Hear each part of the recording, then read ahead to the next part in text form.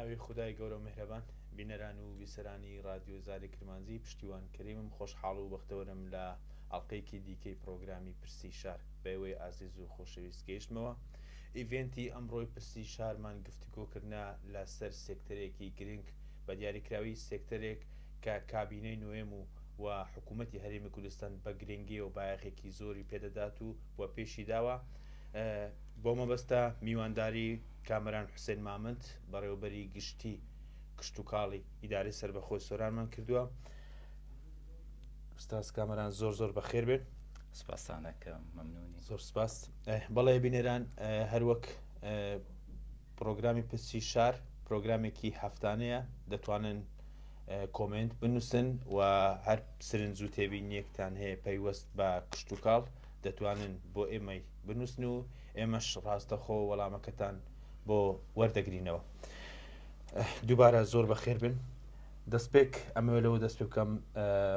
بەڕێوەبەراتی گشتی کشت و کاڵ دوای هێنانەکەوە ئیدارەی سەربەخۆ سۆران ئەویش بوو بە گشتی. ئەمەوە لەو پرسم بە دیاریکراوی لەم هەفتەیە سەرپەرشتیاری ئیدارەی سەربەخۆی سۆران سەردانی بەڕێوەبەراتی گشتی کشت و کاڵی کرد. ئامانج لە سەردانیکردنی چی بوو و ناوەڕۆکی ئەم دانیشتنە و کۆبوونەوەیە چی بوو گەر بۆ ئێمەی ڕاگەاندن و هاوڵاتیانیش بیزانن بیخەیتەڕ. سپاسانەکەم. طبعاً دەستخۆشتان لێ یەکەم بۆ ئەو هەلوو دەرفەتا بۆ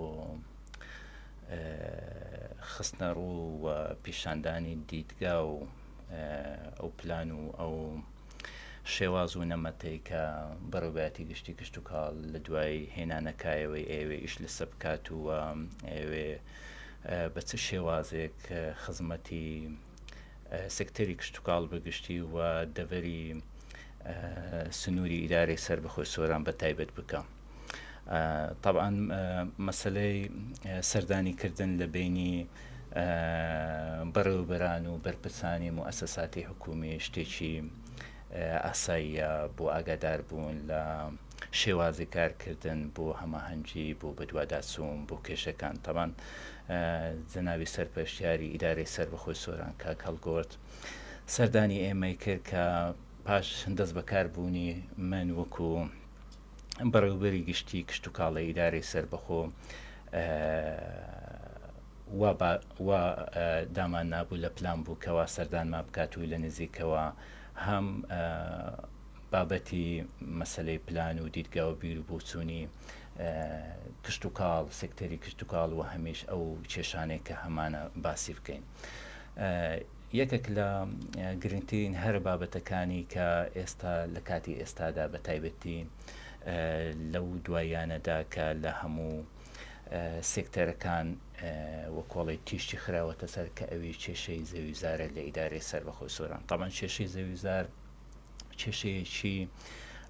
ئاڵۆزە، کێشەیەکە پەیوەندی بە باگراوەندی سیاسی و پەیوەندی بە ئەو واقعە کۆمەڵایەتی و سیاسیانەی کۆمەڵگا ئێمە هەیە کە ئێستا لە ناوی ژیایینە. ئێستا لیژنەیەکی باڵامان هەیە بەڕێ سەرۆکی سەرپەرشتیاری ئیدارەی سەربەخۆی سۆران کاک هەڵگۆرد بەخۆی بەرپرسی لیژنەکەی و من ئەندامم تێدا شارەوانی و کۆمەڵێک لە موئەسەساتی تری حکومی پلاندا ئەنێن بۆ ئەوەی بەردەوام ئەو کێشانەی کە هەموانە لە ڕابردوو قۆناو بە قۆناو چارەسەریان بکەین و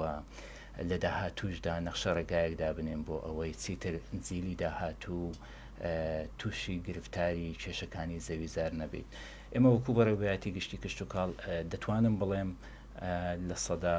70 کارەکانمان پەیوەندیدارە بە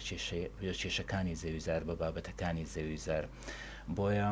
خاڵێکی گرنگ بوو کەوا لەو کۆبوونەوەیە باسی بکەین. ئەوەی تریشیان پەیوەندی بە کۆمەڵێک دید و بوچوون و ڕۆئیا و پرۆژە هەبوو کە ئێمە لە سێکتەری کشت و کاڵ بەڕێوەبەراتی گشتی کشت و کاڵ لە ئیدارەی سەربەخۆی سۆران هەمانە. یەکێک لە پرۆژە گرنگ و هاوچەرخانێک کە ئێستا ئێمە هەموو ئامادە سازێکمان بۆ کردووە ئەویش هێنانەکایەوەی ناوەندێشی توێژینەوە و گەشتە پێدانی کشت و کاڵیە لە ئیدارەی سەربەخۆی سۆران. طبعاً ئەو ناوەندە خزمەت بە سێکتەری کشت و کاڵەکە، ینی ئەتوانم بڵێم مەسلەی کشت و کاڵ لە فۆرمێکەوە بۆ فۆرمێکی تر جیاوازتر تەماشا ئەکرێ، ینی ئەگەر پێشی کشت و کاڵ بە شێوێکی سادەی تەنها دابینکردنی کۆمەڵێک سەرچاوە بۆ خۆراک و بۆ ژیان، بەڵام نا ئێستا کشت و کاڵ لە چوارچەوەی فۆرمۆکی نوێ و بە حسابکردن و مەعادە لە نێودەوڵەتەکان وەکو ئاسایشی نیشتیمانی وەکو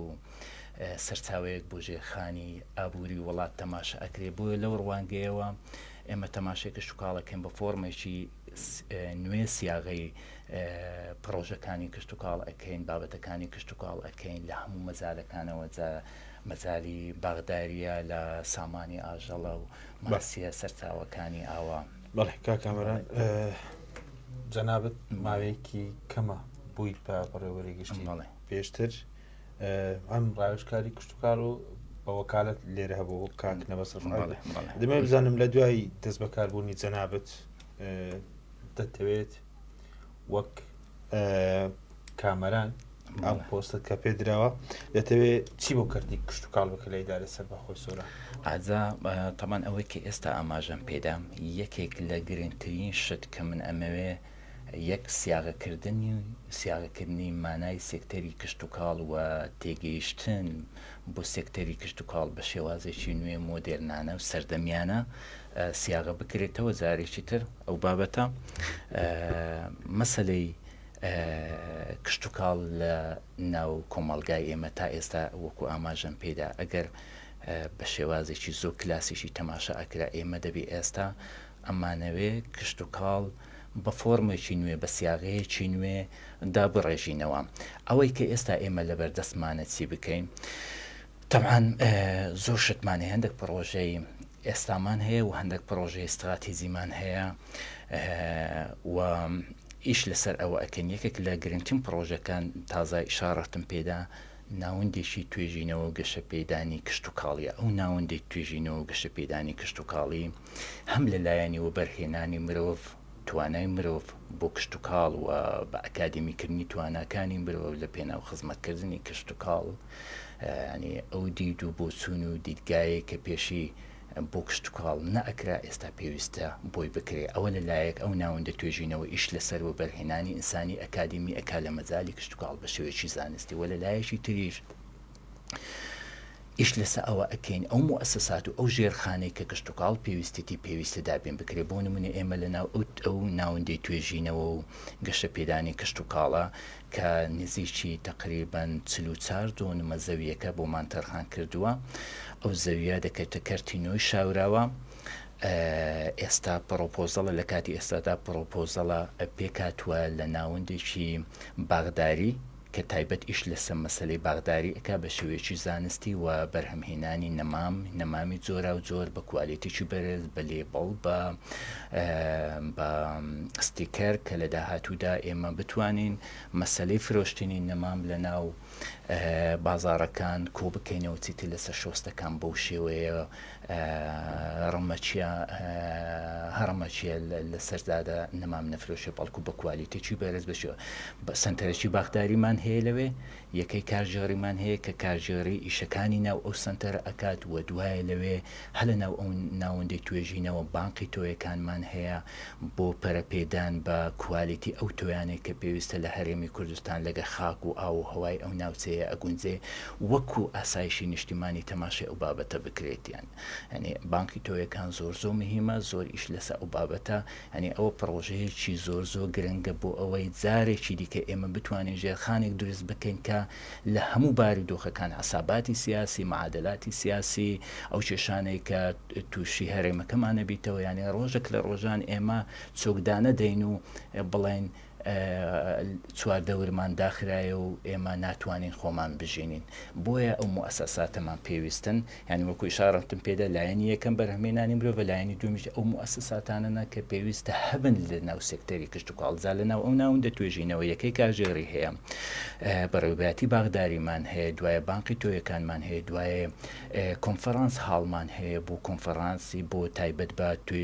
تایبەت بە مناقەشات و بە ڤیستیڤاڵ و بە بۆنەکان و شوێنی نمایشگاشمان هەیە لەوێ. ئەو شتانەی کە لەوێ بەرهەم دێنرێت لە لەو ناوەندە توێژینەوەیە لەو ناوەندە توێژینەوە گەشە پێدانە بۆ نمونە هەفتەی جارێک لەوانەیە بتوانین لەوێ ئەو شتانە نمایش بکەین خەڵکێک دێتەوێن دەرێ و لە ناو هەم ئەم ناوەندە توێژینەوە سکول ئۆف گارتنمان هەیە و ئەڵمانی پێڵەن گارتن شولێ لەوێش خەڵکێک دێ بۆ نمونە ئێوێ کۆرسێک وەربگری لەسەر مەجای کشتتوکاڵ لە هەر مەجالێک لە مەجالەکان بە پێی بەرنامە کۆرسمان دەبێ بۆ نمونە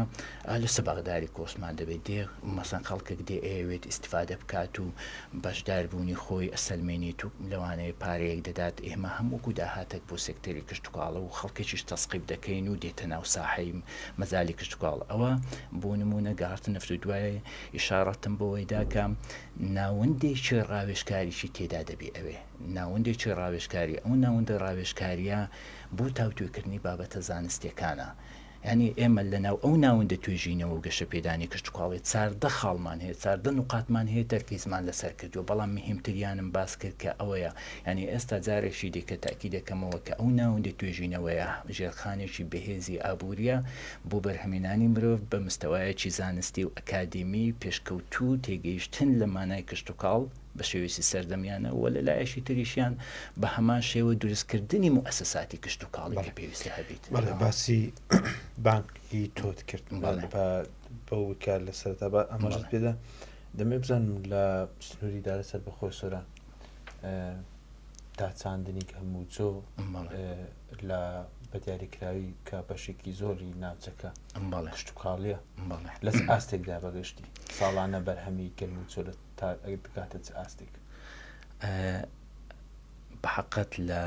سنووری ئیدارەی سەربەخۆی سۆران پانتایی ئەو زەویانەی کە بە گەنم و چۆدا ئەسێندرێن زۆر کەمن بۆ یەک لەبەر ئەوەی کە ناوچەکەمان ناوچەیەکی شاخاویە پانتاییەکانمان کەمە و دووش ئەو شوێنانەی کە پانتایی بووینە بەکار هاتوون بۆ شوێنی نیشتەجێ بوون ینی ئەمە دوو خاڵی زۆر گرنگن ئەو شوێنانەی کە ئێمە گەنم و جۆمان تێدا هەیە و ساڵانە بەشداری ئەەکەن و بۆ دانی گەنم بۆ سایلۆکانی حکوومەتی عێراقی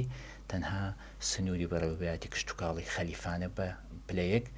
دومینیشان ئەو جارەکە سی دەکاندێ دەشتایەکی زۆرن هەیەوەکو دەشتی دێڵەسیان ماڵێ ساڵانی ڕابردوو بە ڕێژێکی بەرچاو گەرم و جۆ لێ دەچێندرا بەڵام ئەوەی ڕوونەوە دەبیندرێت ئەم دەشتایانە بوونەتە شوێنی نیشتەجێ بوون ئەمە کاریگەری ناکاتە سەرەوەی کە بەرهەمی داچاندن لە سنتەری قەزای سۆران ڕوولەکەم بوونەوەکە بێگومان هۆکارەکان دانەیەک و دوو دانەنین هۆکارەکان زۆرم پەیوەندیان بە واقعی سیاسی هەرێمی کوردستانەوەن ئەو کێشانەی کە یەقەی هەرێمی کوردستانیان گرتووە با بڵێن لەو 30 ساڵەی حکومڕانی لە پاش ڕاپەڕینی ساڵی 1991 وەکڵی حکمی خۆماڵی لەو سنووری هەرێمی کوردستان بە چەند قۆناغێکدا تێپەڕیە گەڕانەوەی بەشێکی زۆری ئاوارەکانی دەرەوەی وڵات دا ئەوانەی کە لە ئێران بووینە ئەوانەی کە لە تورکیا بووینە بیان بڵن کوردستانی باکوور و ڕۆژهەڵات و ڕۆژئاوا ئەوانەی لەو شوێنانە بووینە گەڕاونەتەوە و لەوانەیە لەبەر نەبوونی بارودۆخێکی سیاسی جێگیر خەڵک پەنای بردبیت و بۆ ئەو شوێنانە و ڕاستە و خۆ بەبێ نەخشە و پلان ببیتە شوێنی نیشتەجێبوون ئەویان خاڵک بارودۆخی سیاسی و واقعی هەرێمی کوردستان خاڵێکی تریشیان ئەوەیە زۆر لە پرۆژەکان هەوڵیان نەداوە بچن بۆ نمونە شوێنە سەخەریەکان ئەگەر بکرابایە یاخود بەهۆی نەبوونی ژێرخانی ئابووری لە مەسەلەی ڕێگا و بان هەوڵێنداە لەو شوێنانە پرۆژە بکەن کە زەوی کشتتوکاڵینە زەوی کشتتوکاڵ ئەوە هەموو تەسیری خۆی هەبووە واتە زەوی کشتتوکاڵی پارێزرا و هەن یاخود ئەو زەویانە زێدەڕویان کراوەتە سەر بەڵێ زێدەڕۆی هەبووە و ئێستا خۆشببختانە لە چوارچەوەی ئیشەکانی ئیدارەی سەربەخۆی سۆران تەنزیمکردنەوەیەکی باش هەیە. ئێمە لە لیژنەی زێدەڕەوەی بەدواداچون بۆ زێدەڕەویەکان و لیژنەی چێژەکانی زەویزار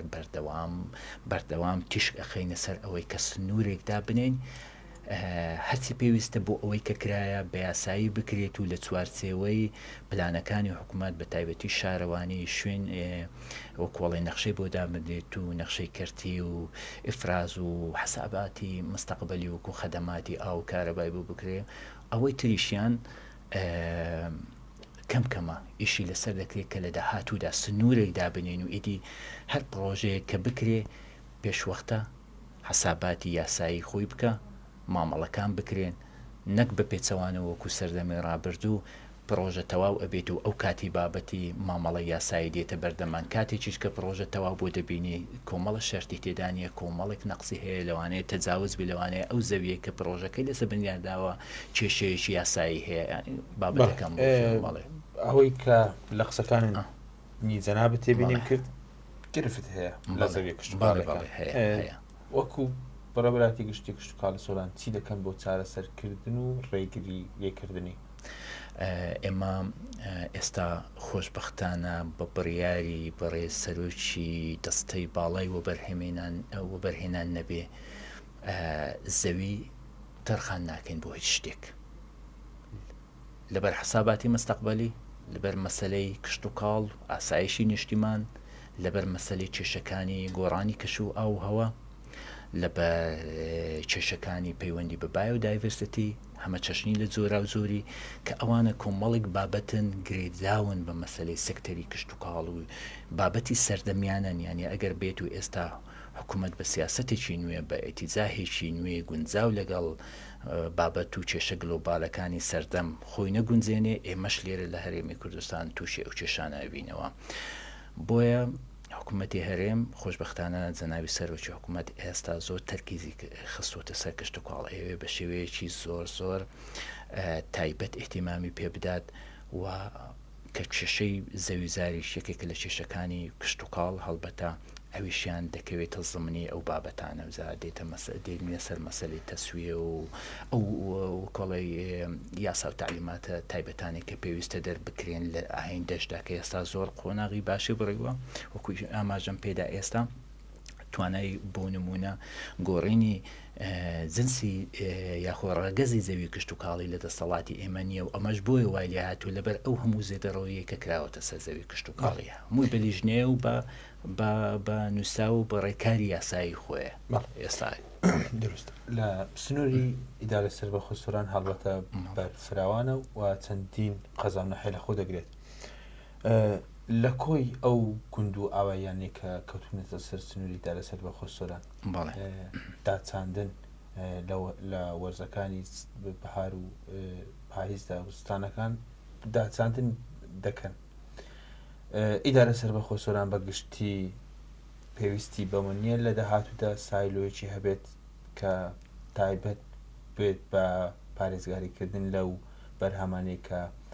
جوتیاران ڕەنجی ساڵێکیان کە کۆ دەکەنەوە بۆ ئەوەی پارێزرا بن لە شێوەیەکی گونجاو هەڵبگیرێنەوە.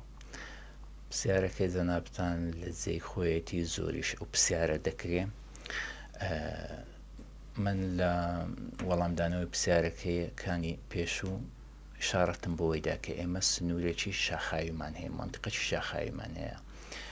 لەوانەیە هۆکارێک کە بۆیە تا ئێستا یەکێک لە هۆکارەکان ناڵێن بە شێوەیەکی گشتی تەنها تاکە هۆکارە یەکێک لە هۆکارەکانەوەیە ئاستی بەرهەمی گەنموجۆ لەو سنوورەی نەگەیشتا و ڕادەیە کە پێویست بکات لە هەموو شوێنێک سایلۆ هەبێ. ئەوە خاڵشی مهمە دەبێت لە بیرمان نەچێ. و یەکێکی دیکە لەو بابەتانەی کە بۆ لەبەر مەسەلەی کێشەکانی دارایی لەوانەیە خۆ ئەگەر گەنم و زۆش لە ئاستی پێویست نەبووایە، بەڵام ئەگە باری دۆخی ئابووری زێژیر بواە حکوومەت دڵنیام لەوەی کە هیچ کاتێک درێغی ناکرد. بەڵام باشتیشی تریشمان لەبیر نەسی تەویش ئەوەیە کە پاش هێنانەکایەوەی ئیدارەی سەربەخۆی سۆران ئێستا ئێمە موسسات دروستەکەین لەو ناوچەیە فراوانی ئەەکەین هەبووە بەڵام فراوانی ئەەکەین دەسەڵاتەکانمان دەسەڵاتی خۆمانن کەم کەمە ئیش لەسە ئەو بابەتە ئەەکەین ئەنی ئەگەر لە مستەقبەلیش دروست بکرێ زۆر شتێکی ئاسایی پرۆژەمان دەبێ هەڵسەنگانی خۆمان دەبێ ئێستا خۆشببختانە داتا و زانیاری باش هەیە GISمان هەیە کە لە ڕێگەی مانگە دەستکردەکانەوە داتای داقیقمان دەدات و پێمانەڵێ چەند ڕووبەری چەند زەوی بەگەنم زۆر داچێنراوە هەموو 5 ڕۆژارێک وێنەی سەتەلیت و ئیمەجمانەداتێ کە هیچ هەڵەیەشی تێدا نیە بۆیە لە داهاتوو ئیش لەسە ئەوە ئەەکەین کە سایلومان هەبێ بەڵام بارودۆخێکی سیاسیش هەیە کەویشەوەیە کە حکوومەتی مرکزی تا ئێستا مەسلەیەکی سیاسی لەگەڵ ئێمە ینی ململانەیەکی سیاسی هەیە بۆ نمونە ئەو گەنمەی کە هەمانە وەکو پێویست وەری ناگریت لەوانەیە غەدر لە هەرێمی کوردستان بکە ئەگەر حسابی شوێنەکانی تر بکەین ناوە ڕاست و باشووری عێراق غەدێکی زۆر لە هەرێمی کوردستانەکە ئەوش تاسیری خۆی هەیە لەسەرەوەی کە هەم خەڵک زەویەکان دانەسینێت و هەمیش ئەو بابەتانێکی تریش کە ئیشارەتم پێدا بەڵام بەڵێ پێویستە شتێکی باشیشە هەبی لە کاتی ئێستادا هیچ پلانێکمان نییە بڵێن لە فلانە شوێنەی بەڵام گرنگە هەبیت و ئیشیشی لەسەر دەکەی بەڵێ باسی حکوومەتی فیدرالیت کرد لەوەی کە لە هەندێک لایانی کە پەیوەست بە کشتتوکاڵی کەم تەرخەمە ئەمێ بزانم دابینکردنی تۆ بنە تۆ پێی بۆ زووتیاران لە ماوەی ساڵانی ڕابردوو بەسەر زووتێرەندا بەشەکرە بەڵامەوە ماوەیە کە هیچ بە زووتیاران نادرێت تەنانەت لەم ساڵدا بەس ئەو ئامێرە کشتتوکاڵیانە کە بەڕێبەتی کشتتوکاڵ بە ئامێرە کشتتوکاڵەکانی وەک تراکتۆر و پێداویستەکانی دیکە بۆ زووتێرن بەڵام ئەو جی سەرنجە چەند ماوەی چەند ساڵێکە تۆ بنە تۆ و پێینوشتیوە بەسەر زووتێران دابش ناکرد ئەمەش گرفتێکی بەردەوامی داواکارێکی بەردەوامی زووتیارانە وایە شتەکە دیارە کە بارودۆخی سیاسی و ئەو کێشانەی کە یەقەی هەرێمی کوردستانی گرتووە تەبان لەلایەن نارەکانەوە و دروستکردنی ئەو شەڵەژاوی سیاسی کە ئەیانەوێ زیاتریش زەخت لەوەی بکەنەوە کە حکوومەتی هەرێمی کوردستان نەتوانێت زیاتر خزمەتی خەڵکی خۆی بکات و کەمکردنەوەی قەوارەی هەرێمی کوردستان یەکێکە ئەوە کێشەیەکە لە کێشەکان ئەوە زەختێکە لە زەختەکان کە جەنابەت باسەکە بەڵێ کەمکردنەوەی یارمەتیەکان گوشاری سیاسی اقتصادی ئەوانەوەیان کردووە کە حکوومەتی هەرێم تەنها فریای ئەوەی بکەوێت کە قوتی خەڵک دابین بکات پرۆژەکانی سەرباقی وەش خۆ پرۆژە زۆر کراوە پرۆژەی زۆر گرنگی ژێرخانی ئابووری کراوە یعنی حکوومەتی هەرێم لەو لایەنەیەوە درێغی نەکردو بەردەوامیش ئەمن یەکەکەم بخۆی ینی ملاحەزەی من و تەرکیزی من لەسەر ئەو کابینێ ئەوەیە کە ئەبینم حکوومەتی ژێرخانی ئابووریە ئەو حکوومەتی ژێرخانی ئابووری حکوومەتی عساباتی مستەقبەلیە حکوومەتی بیرکردنەوەی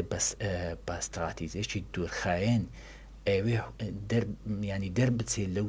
تەنگەژانەی کە چەندین ساڵە یەقەی خەڵکی گرتووە لەو هەرێمە جا بابەتەکە بەڕاستی دیسانەکە گەڕم و سەر مەسەلەی بارودۆخی سیاسی هەوڵی شەدەین ئێمە لەگەڵ سەری خۆمان هەوڵەدەین بزانین شتێک بکەین بۆ ئەوەی یارمەتی زووتیاران بدەین تەمان لە کۆتاییدا ئەگەر ئەو بەروبوومەی کە ماندوو بووین بە دوایە و زووتیارەکانمان ئێتیمامیان پێدایە ئەگەر بێت و بۆ نمونە پاراستنی لێ نەکەین و داو دەرمانیان بەسەردا دابش نەکەین و دەعمیان نەکەین و سەپۆرتیان نەکەین هەڵبەتە لەوانەیە بەروبوومەکە مایە پوزەر بچیلۆیە ئێمە هەوڵەدەین و یەکێکیش لەو خاڵانەی کە لەگە بەڕێ سەرۆکی ئیدارەی سەر بەخۆی سۆران کاکەڵگۆ شێخ نەزیممان باسکە ئەوە بوو کە ئێمە بەشی پاراستنی وەکمان هەیە کە ئیش لەسەر ئەوەکان لەسەر مەسەلەی ڕێخستن هەم لەسەر ڕێخستنەوەی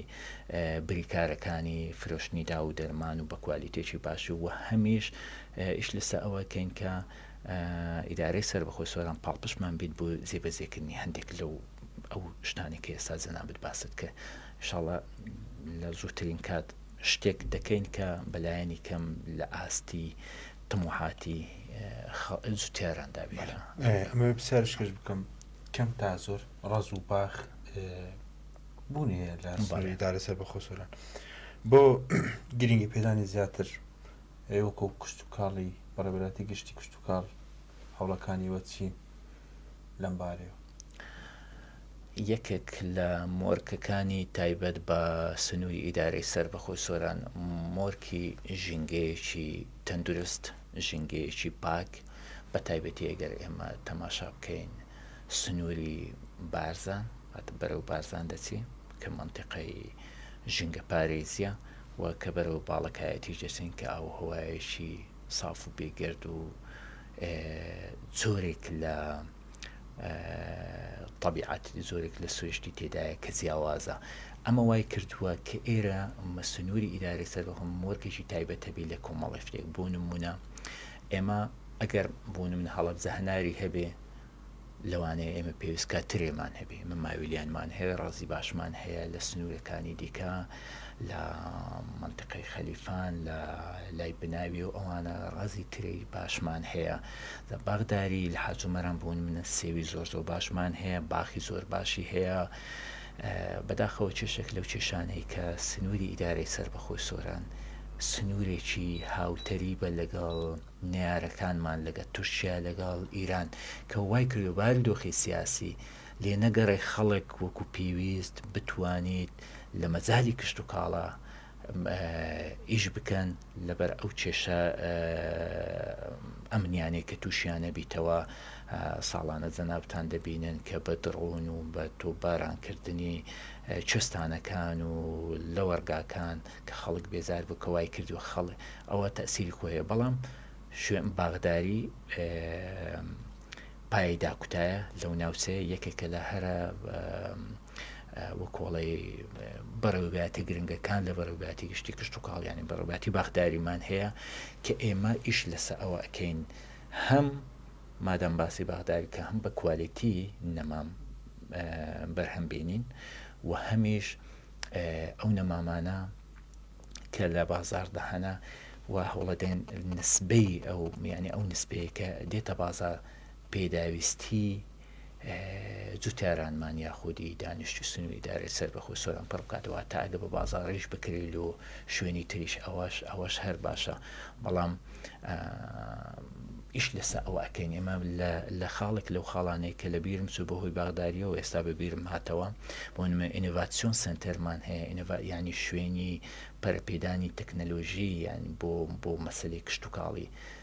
ینی وەکۆڵی پەرەپێدان احتیمامێکی زۆر چاک ئەمانەوێت پەرە بە مەسەلەی باغداری بدەین لە ئاستێکی ئەگەر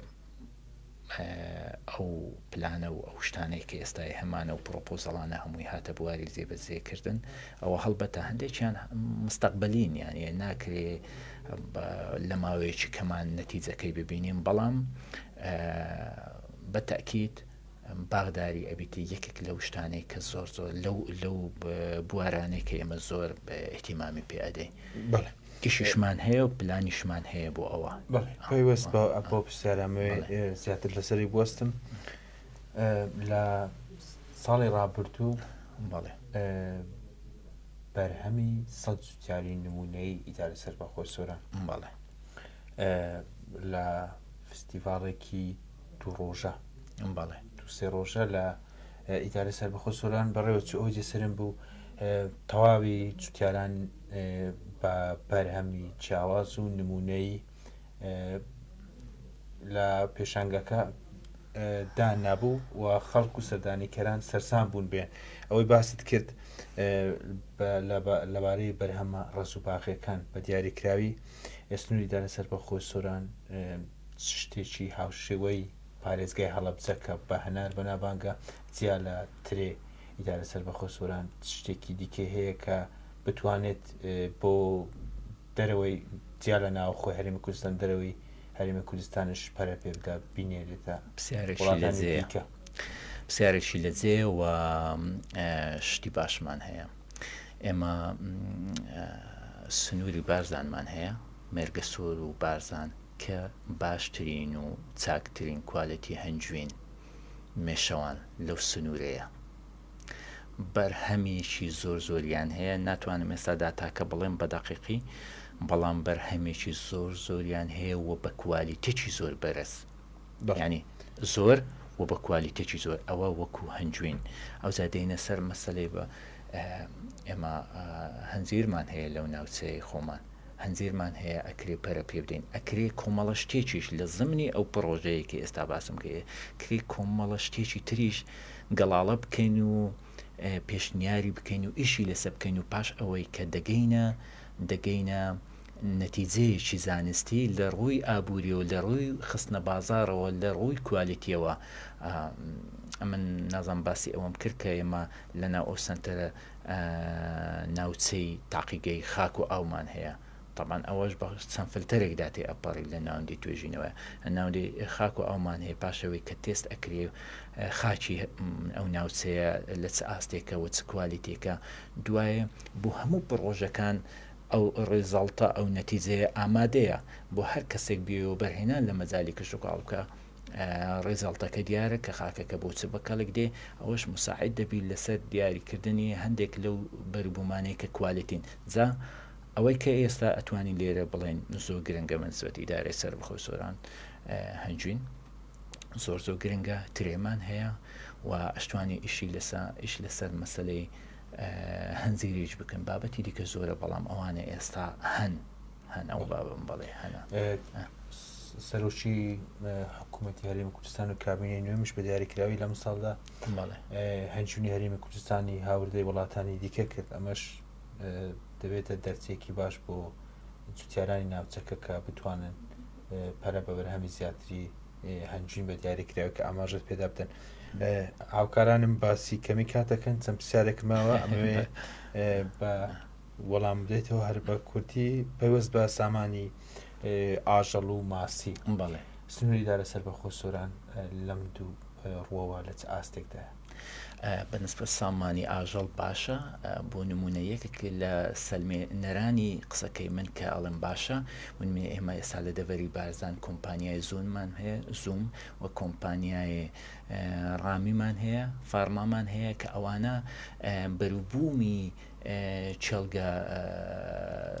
سامانی ئاژەڵ وەردەگرین مانگاکان وەردەگرن و دەلالت لە چێ دەلالت لەوەیە کە ژمارەیەکی زۆرمان هەیە پرۆژەکانی گاوداری وەکو بە سڵاحی کوردی بڵێن هەیە باشە ئێستا بەتەماین لە ناوچەی باڵەکایەتی با بیتە مژدەیەک بۆ ئەو بە ڕێزانێک کە لێرە ئەمان بینەوە ئینشاءڵڵا زووم لە هەم لە ڕەواندز و هەمیش لە باڵەکایەتی لەقییان لێ ئەەکەینەوە بۆ ئەوەی خەڵک مستەفید ویت زیاتر سەپۆرت و پاڵپشتی ئەو کەسانە بکەین کە ئاژەڵداری یاخود مانگا بەخێوەکەن نەزانم پرسیارەکەی تریشت پێویست بە ماسی ماسیش بە هەمان شێوە احتیمامی پێ ئەردێ بە تایبەتی ئەوەش هەدەگەڕێمەوە بۆ منطقەی مێرگەسۆر و دەڤەری مێگەسۆر و بارزان لەوێ باشە ماسی باشمان هەیە پرۆژەمان هەیە بەڵام بە حکمی ئەوەی کە ناوچەکە ناوچەیەکە لەوانەیە پانتاییەکان بۆ شێوەیە نەبی هەتا ئێستا بە شێوەیەکی زانستی لەوانەیە ئیتیمام بە سامانی ماسی نەدابی لەو ماوەیە کۆبوونەوە کراوە برادران هاوکارانمان لە بەڕێوەبەتی گشتی کشت و کاڵ بەشداری کۆبوونەوەیان کردی ئەیانەوێت تایبەتمەندێکی ینی زیاتر و زۆرتر بدەنە مەسلەی سامانی ئاژەڵ هەیە بەڵێ هەیە و باشیشە بەڵام لەوانەیە لە وەرز بۆ وەرزێک هەندێک زار مشکلی بکەویتێ لە ئاستی بەروبووم یعنی بەروبوومەکان لە ئاستی بەرهەمەکان لە ئاستی پێداویستەکان نەبن بۆ پرسی ساغ نەبوونەوەی بەرهەمی جوتیاران بۆ بە بازار کاری بە بازارکردنی بەرهەمی جوتیاران وەکو بەڕێوەبەتی گشتی کشت و کاڵی سۆران پلانتان چیە بۆەوەی جوتیاران ئەو بەرهەمانی کە لە کاتی خۆیاندا پێدەگەن بۆی ساغ بکرێنەوە هاوکار و هەماهەنگی جوتیاران بن خاڵێک زۆر گرنگە بۆ ساکردنەوەی بەربوومی جوتیاران ئەویش ئەوەیە بەردەوام ئێمە ئاگامان لێبیت داتامان هەبی و لەگەڵ وەزارەتی دارایی لەسەر هێڵبین بۆ دانانی ڕێکارێکی تایبەت بە هێنانی بەروبووم لە وڵاتانی دەور و پشتمان ئەوە ئەبێتە هۆکارێکی گرنگ کە ئێمە ئەتوانین بەروبوومی جوتیارانی ناوەخۆ سەپۆرت بکەین و ساغیان بکەینەوە بەڵام کاتێک ئێمە بە لێشاو بە لێشا و بەروبوومی دەرەکی بێنینە ناوەڵاتی خۆمان هەڵبەتە ئەو کاتی مساعد نابین لە ساکردنەوەی بەروبوومی زوتیاران وە فستیڤاڵ و مناسبە و بۆنەکانیش بۆ خستنە ڕووی بەروبوومەکان یەکێکە لە هۆکارەکان کە ئەتوانین زیاتر تەشجیع بکەین زیاتر بەروبوومەکان بە خەڵک نیشان بدەین بۆی بتوانین زیاتر دەرفەتی ساکردنەوەی بەروبوومە کشتتوکاڵێکان بۆ خەڵک ئاسانتر بکەین فستیڤاڵەکان مهمن فستیڤاڵە دوایین پرسیارم ئەمێ ئەوە بێت وەزارەتی کشتتوکاڵ سەرچاوەکانی ئەو سەرچاوەکانی ئەو لکێنرا بە وەزارەتی کشتتوکاڵەوە هەڵبەتە کۆی ئەو پرسانێکە پەیوەستن بە کشتتوکاڵەوە بەبێ سەرچاوی ئاوی ئەستەمە ئەنجامدانێ ئیدارە سەربەخۆسۆران لە ڕووی ئاوە لە چ ئاستێکدایە بۆ هەوڵەکانیش بەردەوامن کە سەرپەرشتای ئیدارە سەربەخۆسۆرانیش چەندین جار زەختی لەوە کردێتەوە کە هەوڵ هەیە بۆ دروستکردنی پۆند و بەنداو بە دروستکردنی پۆند و بەنداو کاریگەری بەرچاو لە سنوورەکە دروست دەکات بۆ جوتیارە طبعاً بۆ چاوڕوونی جەنابتان هەر بۆ بینەرانیش بۆی بزانن ئێمە کە ئەڵێن وەزارەتی کشتتوکاڵ و سەرچاوەکانی ئەو وایە هەمویان لە زمانی وەزارەتی کشتتوکاڵە لە زمانی ئیشەکانی وەزارەتی کشتتوکاڵە بەڵام ئێمە چەند بەڕێوەبایەتێکمان هەیە لە ناو وەزارەتی کشتتوکاڵ بۆ منە بەڕێوەبایەتی گشتی کشتتوکاڵمان هەیە بەڕێوەبایەتی دارستان و پاوانمان هەیە کە ئیشەکانی جیاوازن لە بەڕێوەتی گشتی کشتتوکاڵ وە بەڕێوەبایەتی سەرچاوەکانی ئاو بەنداوەکانیشمان هەیە ئەو پۆندانێک کە جەنابەت باسەکە بەڵێ ئێستا وابزانم چونکە لە اختصاساتی ئێمەنی ئەوان بەڕێوەبایەتیشی جیاوازن بەڵام بە پێی زانیاریەکانم ملیارێک و نیو وابزانم تەرخان کراوە بۆ دروستکردنی چەند پۆندێک لە سنووری ئیدارەی سەربەخۆی سۆران کە لە ئایندێژی نێزیکدا ئیش لەسەر ئەو بابەتە ئەکرێ چونکە بەڕاستی بەفیڕۆچوونی ئاو یەکێکە لە هەرە کێشە گرنگانەی کە پێویستە ئێمە لە ئیدارەی سەربەخۆی سۆران ئیتیمامی پێ بدەین بۆ ئەوەی ئەو سامانەمان لە دەست نەچی هەتا بتوانین بە شێوەیەکی باشتر ئەو سامانەوە کۆڵی کەنزێکە کە لە دەستمان بڕوات نەقسمان لا دروستە بێت لە وەرزی وشکە ساڵیا لە وەرزە بوون منە لە زستانە کاتێک باران هەیە با بتوانین استفادە لە ئاوەکەی بکەین و لە هاوینا بەکاری بێنێ ئێستا خۆشبەختانە کەم کەمە بەنداو دەکرێن ئازا لە کۆمەڵە شوێنێک دەستنیشان کراوە هەڵبەتە ئێمە شتێدا بەشدارە بین هەماهەنگە بین لەگە بەڕێوەبایەتی بەنداوەکان بۆی بەدواداچوون بکەین و لە چێ پێویستە لە چێ بۆ ئاودێری ئەو پۆندانە بکرێن احتیمامێکی باش ئینشەڵا دەدرێت بۆ بابەتە بەڵێ هاوکارانم هەر ئاماژە بەرنەمانی کاتدەن دوای پرسیار دوایین داواکاری بەڕێوەبەری کشتتوکاڵ ئەتەوەی بگەێنیت بە جوتیاران بە هاوشاریانی ئیدارە سەربەخۆی سۆران لە ڕێگەی ساری فرمانجیەوە پەیامی من بۆ بینەران بۆ هەموو هاوڵاتیانی ئیدارەی سەربەخۆی سۆران ئەوەیە کە ئێمە لە قۆناغی لەدایک بوونین وەکو بەڕێوەبایەتی گشتی کشتتوکاڵ وە ئیدارەی سەربەخۆی سۆران بەڵام هەنگاوی باشمان ناوە بە چاوەڕوانی شتی باشمان لێ بکەن ئێمە بە میتۆد و بە ڕوئیایەکی نوێ بە شێوازێکی ئەکادمی هەوڵ ئەدەن لە سێکتەری کشتتوکاڵ ئیش بکەین کە فۆرمی تەماشاکردن بۆ مەسەلەی کشتتوکاڵ و سێکتەری کشتتوکاڵ جیاواز ئەبێ و پاڵپشتیان ئەبین و هەوڵە دەین هەچی لە دەسەڵاتمان بێ و هیوای تەندروستی و وەکوڵی سەرکەوتنیان بۆ خوازین بۆ جوتیارانمان بە تایبەتی وە بۆ هاوڵاتیان و خۆشەویستانی ئەو